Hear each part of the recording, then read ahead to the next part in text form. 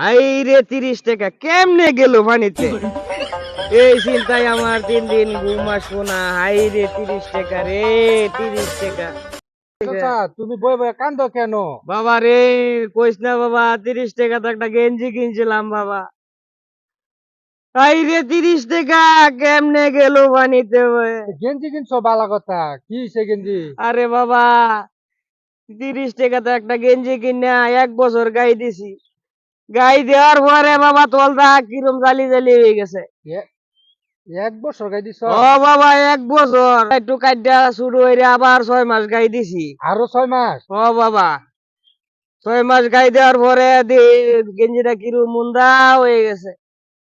এটা কাইটা টুকা একটা রুমাল বানাইয়া বাবা 3 মাস ব্যবহার করছি। আরো 3 মাস? ও বাবা, 3 মাস ব্যবহার করাই দিই বাবা, কিরম মুন্দা হয়ে গেছে।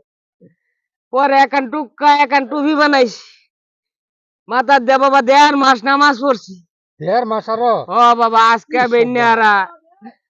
বেন্যারা বাবা বুইরিয়া দাঁত মাজা কুলি কইরা পানিতে দিয়া দিছি বাবা। হাই রে 30 টাকা কেমনে গেল পানিতে।